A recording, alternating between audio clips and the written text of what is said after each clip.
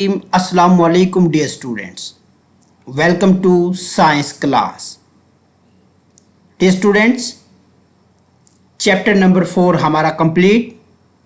आज के लेक्चर में हम चैप्टर नंबर 4 की एक्सटेंड योर थिंकिंग और एक्सरसाइज को सॉल्व करेंगे।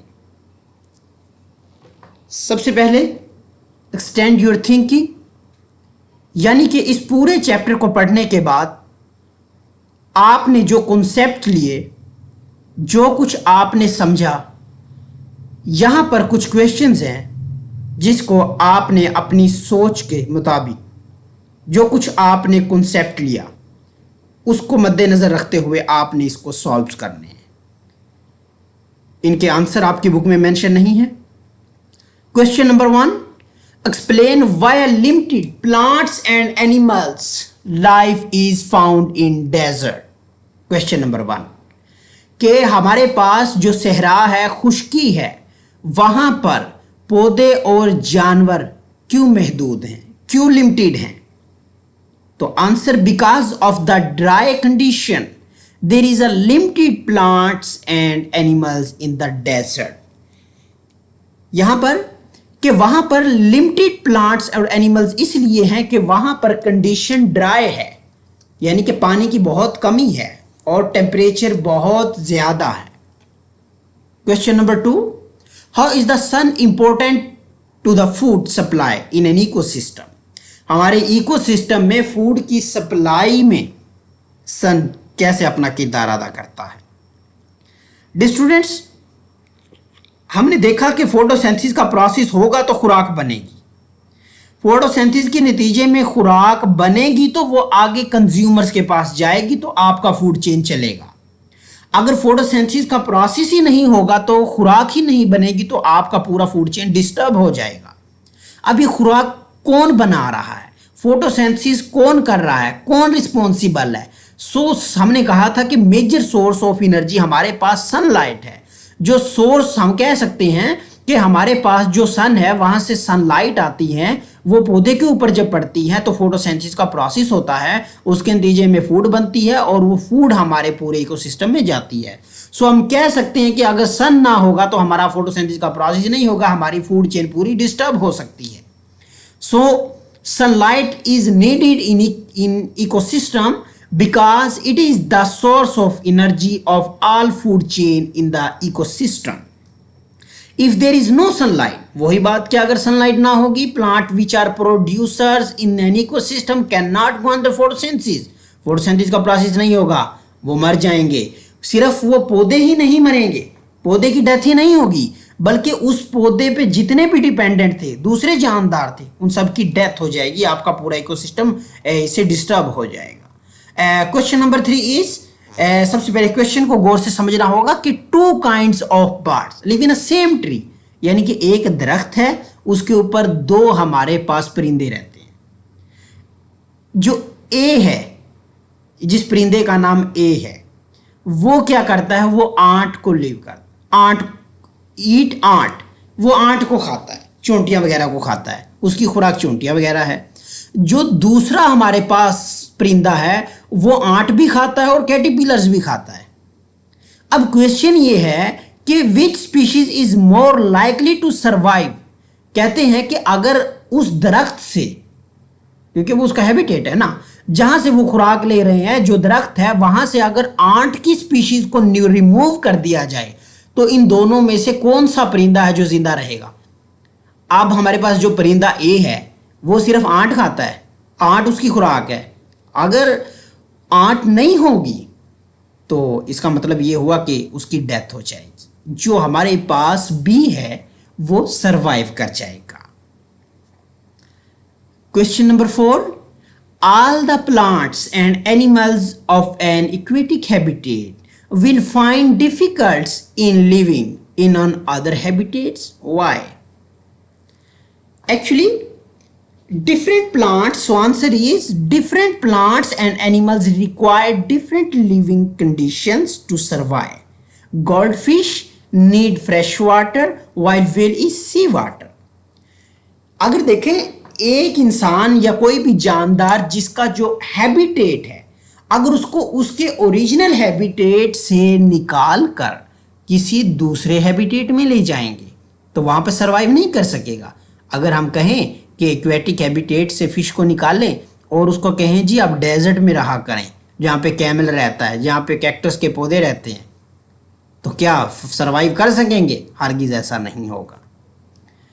Question number 5, what will happen to all animals of a food web if a green plants are remove? Dear students, अगर आपके फूड चेन या फूड वेब से green plants यानी producers को निकाल दें तो क्या होगा? अगर प्रोड्यूसर्स ही निकल गए तो खुराक कैसे बनेगी? जब खुराक ही नहीं बनेगी तो खुराक आगे कैसे ट्रांसफर होगी? So everything else dies because plants are producers at the source of food for all living thing. क्या होगा कि तमाम जो जिंदा चीजें वहां पर उनकी डेथ हो जाएगी। सो सम की पॉइंट्स यहां पर हैं, आपकी बुक में भी डिस्कस किया हुआ है, तो इन पे भी हम एक मर्तबा देख लेते हैं। नंबर 1 में, ecosystem is a system form by interaction of living organism and non living things. Number 1 में कह रहा है कि इकोसिस्टम क्या है? इकोसिस्टम हमारे पास जानदार लिविंग और नॉन लिविंग के दरमियान क्या है? एक ताल्लुक है, एक रिलेशनशिप है। Number 2, a habitat is the natural homes of organism where it live. Habitat क्या होता है? कुदरती एक इन्वायरमेंट होता है, रहने की जगह होती है जहां पे वो रहता है, अपनी जिंदगी गुजारता है और रिप्रोडक्शन कर रहा होता है। Number 3 is grassland is grassy windy partially dry area. A pond habitat is rich in life. Desert are the driest land area. A few member of the plants and animals. तो सबसे ज्यादा हमारे पास कहता है कि पॉन्ड हैबिटेट में सबसे ज्यादा लाइफ होती है और डेजर्ट एरिया में जो लाइफ सबसे कम होती है। Next point is plants and animals adapt to live in particular habitat. खास इनका अपना एक हैबिटेट होता है। Next is light intensity, temperature, ये तमाम फैक्टर थे जिनको हमने देखा था कि हमारे जो हैबिटेट को चेंज कर रहे हैं। Next is people can also bring change in habitat by adding pollution. हाँ, जो लोग क्या कर रहे हैं, अपने इर्द गिर्द अपने माहौल में पोल्यूशन ऐड कर रहे हैं, उस पोल्यूशन के जरिए अपने ही हैबिटेट को क्या कर रहे हैं? चेंज कर रहे हैं। Animals and plant adopt to their environment for their survival, अपने अपने माहौल में अडॉप्ट कर जाते हैं। Next is green plants make food so they are producers, animal eat plant so they are consumer, यानी कि पौधे क्या हैं? वो प्रोड्यूसर्स हैं क्योंकि वो प्रोड्यूस कर रहे हैं। और इंसान क्या है? दूसरे जानवर क्या है? वो कंज्यूमर है, वो कंज्यूम कर रहे हैं, खुराक इस्तेमाल कर रहे हैं। So a food chain and a food web are feeding relationship among organism. इनके दरमियान क्या है? एक फीडिंग रिलेशनशिप होता है। मुख्तलिफ फूड चेन हमने कहा था मिलकर आपस में एक फूड वेब बना रही होती है। The feeding relationship among the organism called food chain, यानी हमने फूड चेन की एक और डेफिनेशन की। फूड चेन क्या है? एक फीडिंग रिलेशनशिप है, यानी एक जानदार से दूसरे जानदार में एनर्जी क्या हो रही है? ट्रांसफर हो रही है। So last is several food chain in an ecosystem overlap to form network. बहुत सारी फूड चेन आपस में मिलती हैं और एक नेटवर्क बना लेती हैं जिसको हम फूड वेब कहते हैं। सो यहाँ पे हम complete each of the following sentence by writing the correct terms. So the basic source of energy for every ecosystem, हमने कहा था सन है और उसकी जो सोलर एनर्जी है हमारे पास, वो हमारी बेसिक सोर्स ऑफ एनर्जी क्या है? सनलाइट है, जिससे एनर्जी मिले। Any living thing in an ecosystem, in environment, कोई भी लिविंग चीज है। हमने ये दो हिस्सों में तकसीम की थी। एक को कहा था बायोटिक, जो नॉन बायोटिक लिविंग थी, और abiotic non living. So answer is biotic. All the population living in an area make up community. हमने कहा था बहुत सारी मुख्तलिफ पॉपुलेशन मिलके क्या बनाएंगी? कम्युनिटी बनाएंगी। So next is cellular food chain overlap. बहुत सारी फूड चेन आपस में मिलती हैं तो वो फूड वेब बना लेती है। Next is break down the bodies of the dead animals, decomposition, यानी जो जानवर और पौधों की जो डेड बॉडीज है उनको डिकम्पोज कर देना, ब्रेक डाउन कर देना, ये डिकम्पोजर या डिकम्पोजिशन कहलाता है। इसको डिकम्पोजर हमने कहा था, बैक्टीरिया वगैरह इनको डिकम्पोज कर रहे होते हैं। शॉर्ट क्वेश्चन भी आपसे तमाम डिस्कस किए हुए हैं। What kind of organism are there in start most of the food chain? So start of the most of food chain हमारे पास कौन से जानदार जो होते हैं वो खास तौर पे ज़्यादातर एक्वेटिक में आ जाते हैं, और प्लांट यानी प्रोड्यूसर से हमारा फूड चेन स्टार्ट हो रहा है। Name biotic factor of ecosystem. Biotic factor में हमारे पास जो लिविंग फैक्टर हमने डिस्कस किए हैं, how is are producer consumer, इनमें हमने डिटेल से इनके दरमियान डिफरेंस किया था। Define ecosystem, what do you mean by community in an ecosystem, community क्या होता है।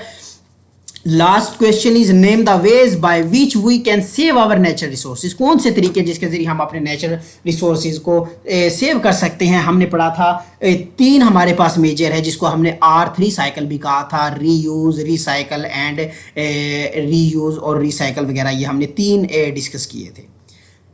लास्ट में हमारे पास लॉन्ग क्वेश्चन आ जाते हैं, ये अगर ये क्वेश्चन इम्तिहान में पूछे जा सकते हैं। What is habitat, describe few kind of habitat, habitat की मुख्तलिफ काइंड एक्सप्लेन करें, जैसा कि एक्वेटिक है, डेजर्ट है, ग्रासलैंड है, ये पूछी जा सकती हैं आपसे। उसके बाद describe the factor which can change in habitat, ये फैक्टर हमने सारे पढ़े हुए हैं, लाइट है, टेम्परेचर है, ये उसके बाद हमने कहा था अर्थक्वेक वगैरह, ये सारे फैक्टर जो हमारी चेंजिंग कर रहे हैं इसमें हमारे हैबिटेट में। So question number 6, describe adaptation of the some aquatic animal live in their habitat, कौन कौन सी एडेप्टेशन थी जो जानदारों ने की। हमने कहा था कि डक वगैरह ने वेब फीट बना लिए थे, इसके साथ साथ हमने कहा था वाटर लैली ने भी खास किस्म की एडेप्टेशन की थी।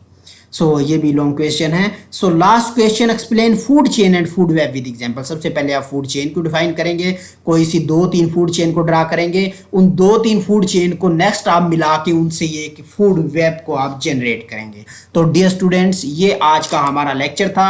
आज के लेक्चर में हमने चैप्टर नंबर 4 को कंप्लीट किया है।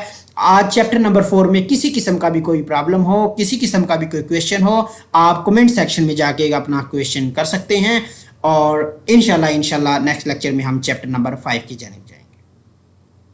अल्लाह हाफिज़।